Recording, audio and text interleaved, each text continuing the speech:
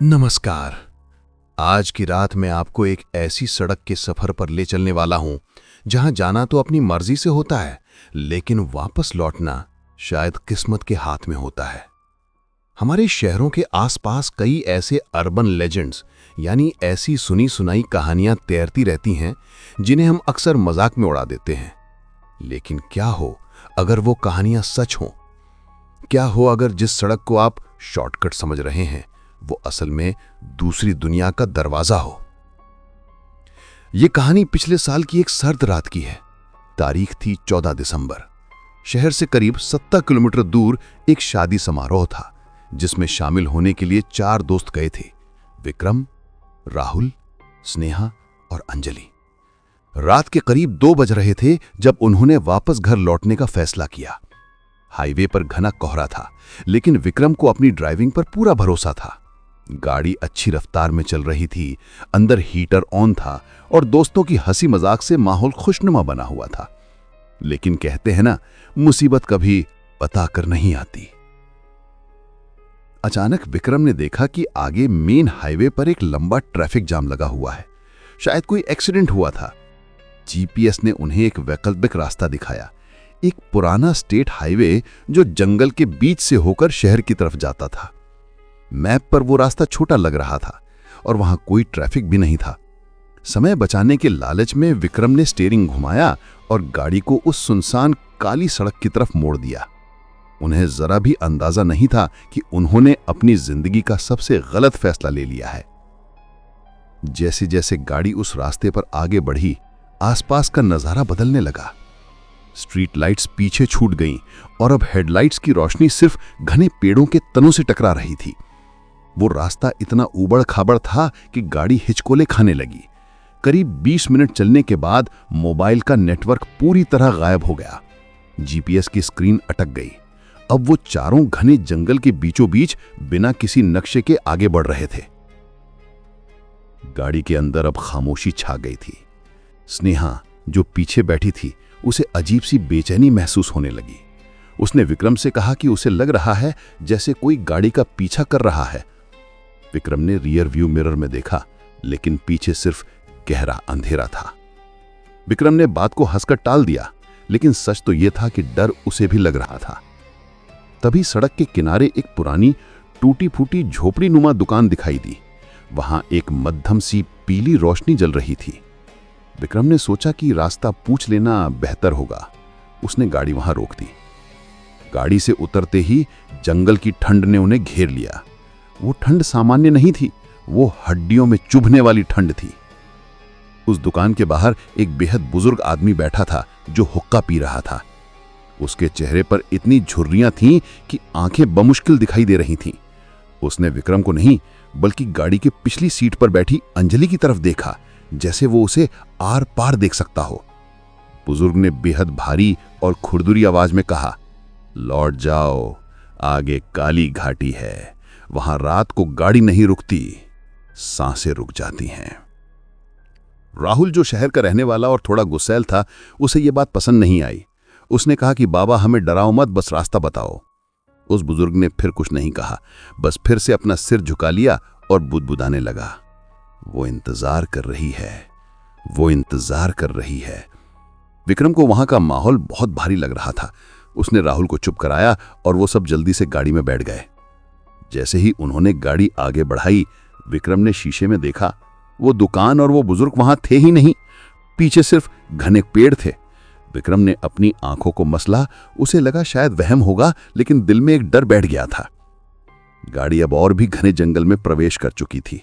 रास्ते के दोनों तरफ के पेड़ आपस में ऊपर जुड़ गए थे, जिससे एक प्राकृतिक सुरंग बन गई थी। अचानक गाड़ी का रेडियो अपने आप चालू हो गया। विक्रम ने उसे ऑन नहीं किया था। रेडियो पर सिर्फ स्टैटिक यानी खरखर की तेज आवाज आ रही थी। विक्रम ने उसे बंद करने की कोशिश की, बटन दबाए, लेकिन रेडियो बंद नहीं हुआ। आवाज तेज होती गई, इतनी तेज कि कानों में दर्द होने लगा। और फिर उस शोर के बीच से एक आवाज उभरी, एक औरत के रोने की आवाज। वो आवाज इतनी दर्दनाक थी जैसे कोई बहुत तड़प रहा हो।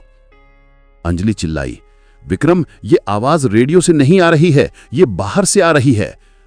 और तभी विक्रम ने देखा कि सड़क के बीचों बीच कोहरे में लिपटा हुआ एक साया खड़ा है। एक औरत जिसके बाल खुले हुए थे और वो सफेद कपड़ों में थी, वो ठीक गाड़ी के रास्ते में खड़ी थी। विक्रम ने पूरी ताकत से ब्रेक दबाए। टायर्स के घिसने की तेज आवाज जंगल में गूंजी, चूं। लेकिन गाड़ी उस औरत से टकराने ही वाली थी कि विक्रम ने स्टीयरिंग को बाईं तरफ काट दिया। गाड़ी सड़क से नीचे उतर गई, झाड़ियों को रौंदती हुई एक बड़े पत्थर से टकराकर रुक गई। झटका इतना जोरदार था कि चारों आगे की तरफ गिरे। कुछ पलों के लिए सब सुन्न हो गया। सिर्फ गाड़ी के रेडिएटर से निकलते हुए भाप की स्स की आवाज आ रही थी। विक्रम ने कराहते हुए पूछा, सब ठीक हो? पीछे से स्नेहा और अंजलि के रोने की आवाज आई। उन्हें मामूली चोटें आई थीं, लेकिन वो बुरी तरह डरी हुई थीं। राहुल ने कहा कि हमें बाहर निकलकर देखना चाहिए कि गाड़ी का क्या हाल है। विक्रम और राहुल ने हिम्मत जुटाई और गाड़ी के दरवाजे खोले। बाहर निकलकर उन्होंने देखा कि गाड़ी का अगला हिस्सा बुरी तरह क्षतिग्रस्त हो चुका था। हेडलाइट्स अभी भी जल रही थीं और उनकी रोशनी जंगल के पेड़ों पर पड़ रही थी। लेकिन सबसे डरावनी बात तो ये थी कि जिस औरत को बचाने के चक्कर में उन्होंने गाड़ी मोड़ी थी, वो वहां थी ही नहीं। सड़क बिल्कुल खाली थी, दूर दूर तक कोई इंसान नहीं था। राहुल ने कांपते हुए कहा, विक्रम, हमने उसे देखा था ना, वो यहीं खड़ी थी। विक्रम कुछ बोल नहीं पाया, उसका गला सूख चुका था। उसने अपनी टॉर्च जलाई और सड़क की तरफ रोशनी फेंकी।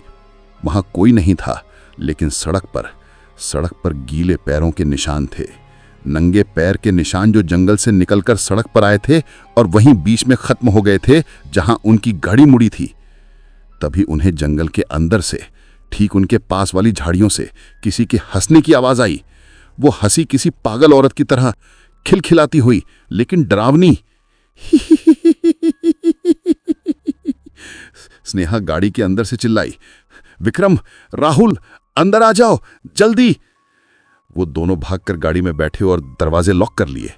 विक्रम ने चाबी घुमाई, इंजन ने घरघराहट की, लेकिन स्टार्ट नहीं हुआ। उसने दोबारा कोशिश की, फिर नाकाम। गाड़ी स्टार्ट नहीं हो रही थी और वो हंसी की आवाज अब चारों दिशाओं से आने लगी, जैसे वो चीज उनके चारों तरफ चक्कर लगा रही हो। अचानक अंजलि की नजर अपनी खिड़की पर पड़ी और उसकी चीख निकल गई। उसकी तरफ वाली खिड़की के कांच पर बाहर की तरफ से एक हाथ का पंजा छपा हुआ था। वो पंजा सामान्य नहीं था, उसकी उंगलियां बहुत लंबी थीं और उस हाथ से काला गाढ़ा तरल पदार्थ रिस रहा था। इससे पहले कि वो कुछ समझ पाते, गाड़ी की छत पर जोर से कुछ गिरने की आवाज आई। धड़ाम! पूरी गाड़ी हिल गई। ऐसा लगा जैसे कोई बहुत भारी जानवर या इंसान गाड़ी के ऊपर कूद गया हो। विक्रम, राहुल, स्नेहा और अंजलि की सांसें अटक गईं। ऊपर छत पर जो भी था वो अब रेंगने लगा था। उसके चलने की आवाज ठीक उनके सिर के ऊपर आ रही थी। वो धीरे धीरे रेंगते हुए विंडशील्ड यानी सामने के शीशे की तरफ बढ़ रहा था और फिर धीरे धीरे एक उल्टा लटका हुआ चेहरा सामने के शीशे के सामने आ गया। उसके बाल शीशे पर बिखर गए। उसकी आंखें नहीं थीं, सिर्फ दो गहरे काले गड्ढे थे और उसका मुंह एक अमानवीय तरीके से खुला हुआ था, मानो वो अभी उन्हें निगल जाएगा। ये उनकी उस खौफनाक रात की बस शुरुआत थी। जंगल के उस अंधेरे मोड़ पर वो अब अकेले नहीं थे। जंगल के उस घने अंधेरे में टूटी हुई कार के अंदर चार दोस्त अपनी मौत को सामने देख रहे थे। विंडशील्ड के उस पार वो उल्टा लटका हुआ चेहरा उन्हें घूर रहा था। उसकी आंखों के काले गड्ढे मानो उनकी आत्मा को खींच रहे थे। सन्नाटा इतना गहरा था कि कार के अंदर बैठे चारों दोस्तों की धड़कनें किसी बम की तरह गूंज रही थीं। अचानक उस चेहरे ने अपना मुंह खोला और एक ऐसी चीख मारी जिसकी आवाज किसी इंसान की नहीं बल्कि किसी जानवर के कराहने जैसी थी। उसी पल उस भयानक साये ने अपना सिर जोर से कांच पर मारा। कड़क! सामने वाला शीशा चटक गया। दरारें पूरे कांच पर मकड़ी के जाल की तरह फैल गई। विक्रम समझ गया कि अब गाड़ी के अंदर रहना सुरक्षित नहीं है।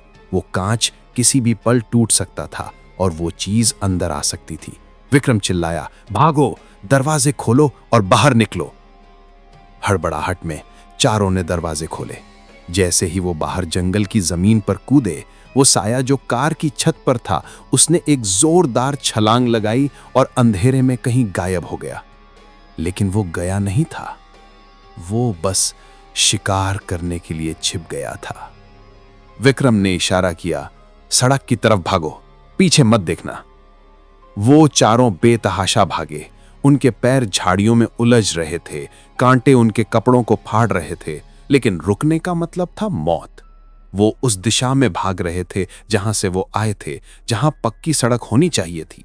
लेकिन करीब 5 मिनट तक पूरी ताकत से दौड़ने के बाद जब उनकी सांसें फूल गईं और पैर जवाब देने लगे, तो वो एक जगह रुके। अंजलि ने रोते हुए इधर उधर देखा, सड़क कहाँ है? हम तो इतनी दूर नहीं आए थे। विक्रम ने अपनी टॉर्च जलाई और चारों तरफ घुमाई। उसके होश उड़ गए। वहां कोई सड़क नहीं थी, न कोई पगडंडी, न टायरों के निशान। चारों तरफ सिर्फ ऊंचे ऊंचे सूखे पेड़ थे जो अंधेरे में किसी राक्षस की तरह खड़े थे। ऐसा लग रहा था जैसे जंगल ने उन्हें निगल लिया हो। जिस दिशा में वो भागे थे वहां अब सिर्फ घना जंगल था। राहुल, जो अब तक खामोश था, डर के मारे कांप रहा था। उसने धीमी आवाज में कहा, विक्रम, मुझे लगता है हम गोल गोल घूम रहे हैं। देखो, वो पेड़, उस पर वही निशान है जो हमारी गाड़ी की टक्कर से लगा था।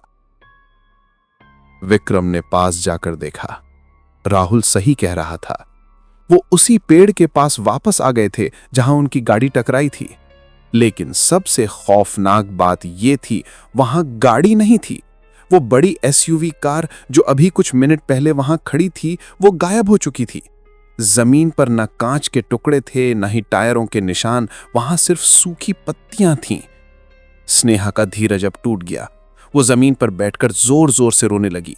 हम यहां से कभी नहीं निकल पाएंगे। वो बूढ़ा सच कह रहा था, हम मर चुके हैं, हम सब मर चुके हैं।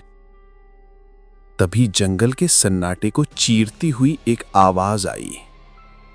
ये किसी के रोने की आवाज नहीं थी, बल्कि किसी बच्चे के हंसने की आवाज थी। की की की आवाज बहुत पास से आ रही थी। विक्रम ने टॉर्च की रोशनी उस दिशा में फेंकी।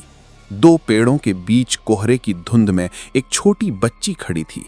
उसने पुराने जमाने के कपड़े पहने हुए थे और उसके हाथ में एक फटी हुई गुड़िया थी। वो बच्ची उनकी तरफ पीट करके खड़ी थी। अंजलि ने सिसकते हुए कहा, वो कौन है? क्या वो हमें रास्ता दिखाएगी? विक्रम ने उसे रोका। नहीं अंजलि, उसके पास मत जाना। लेकिन वो बच्ची धीरे धीरे चलने लगी। वो चलते चलते एक पुराने गाने की धुन गुनगुना रही थी। वो धुन सम्मोहित करने वाली थी, जैसे कोई जादू हो जो उन्हें अपने पीछे बुला रहा हो। ना चाहते हुए भी वो चारों उस बच्ची के पीछे पीछे चलने लगे। ऐसा लग रहा था जैसे उनके पैर उनके बस में नहीं हैं। बच्ची उन्हें जंगल के और गहरे हिस्से में ले गई। वहां पुराने खंडहर थे। शायद किसी जमाने में वहां कोई हवेली या मंदिर रहा होगा जो अब टूट चुका है। दीवारों पर अजीबोगरीब निशान बने हुए थे और वहां की हवा में सड़े हुए मांस की बदबू आ रही थी। अचानक वो बच्ची एक सूखे कुएं के पास जाकर रुक गई। उसने अपनी गर्दन को एक अजीब झटके से मोड़ा, इतना मोड़ा कि उसका चेहरा बिल्कुल पीछे की तरफ घूम गया।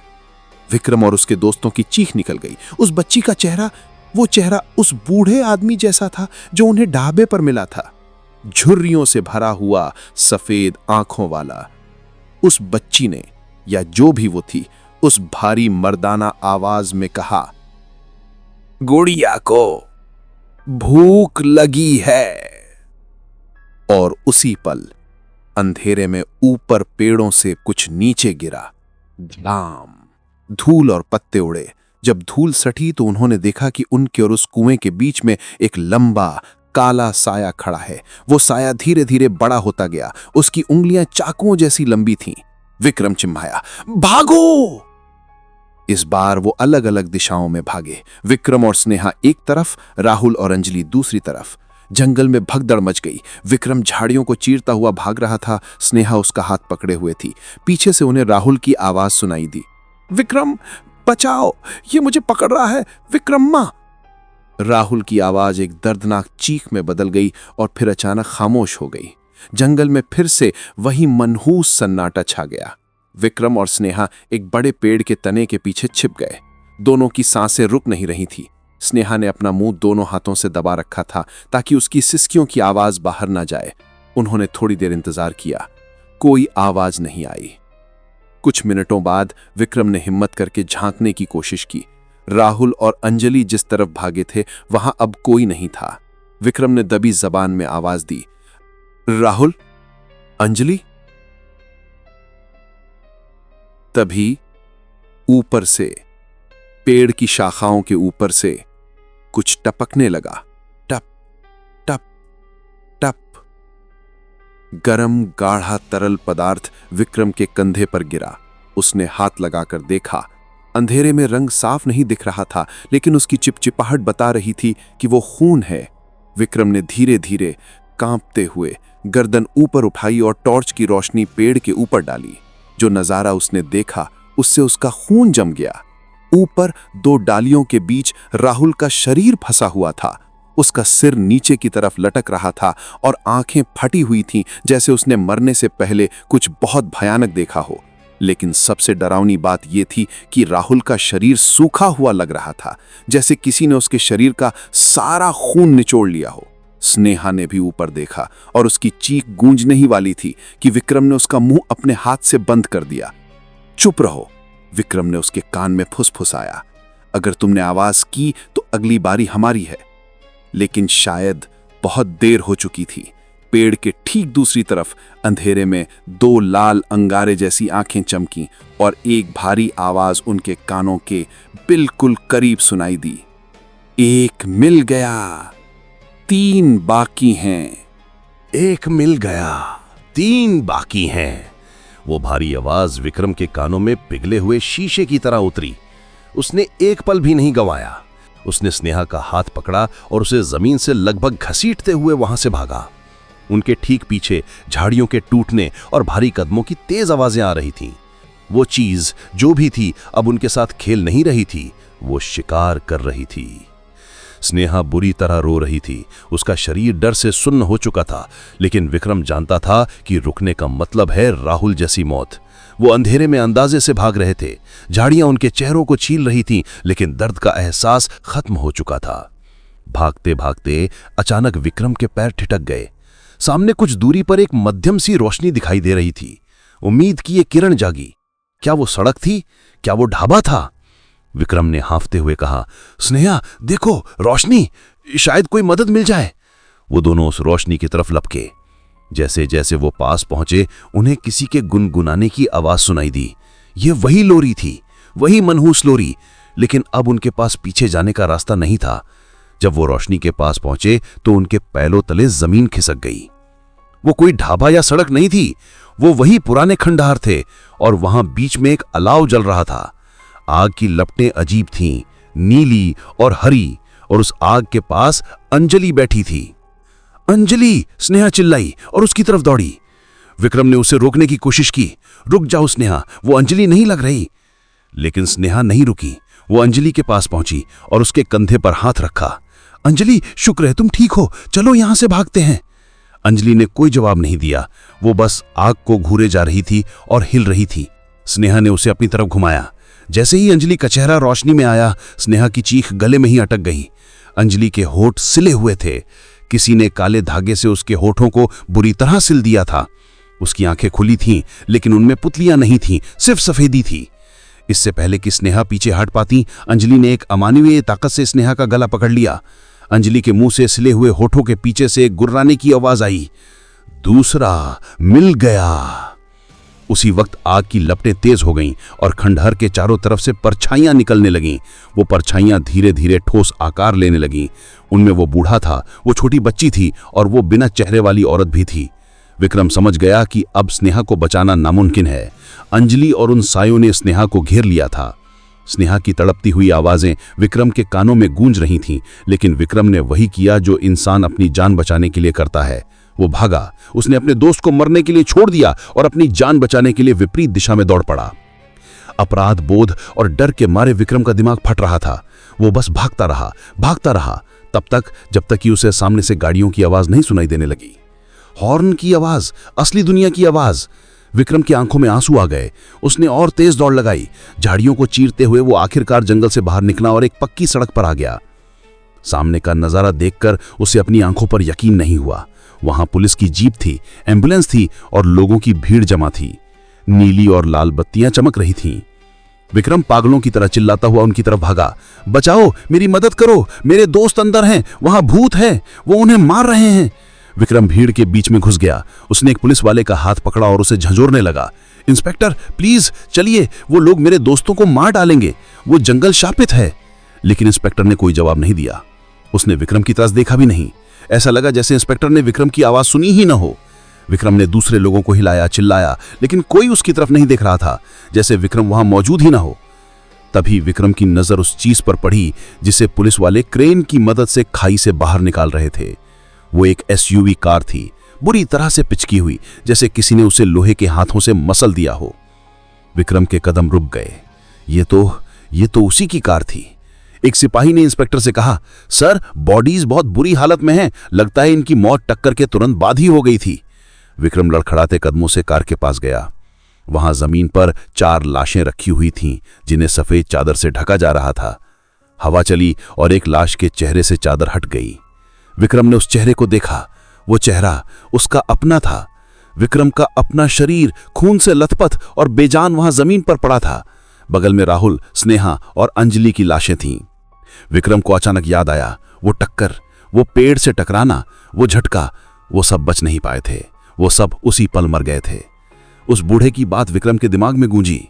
आगे जो पुल है उसके पार जिंदा लोग नहीं जाते। विक्रम ने अपने हालों को देखा।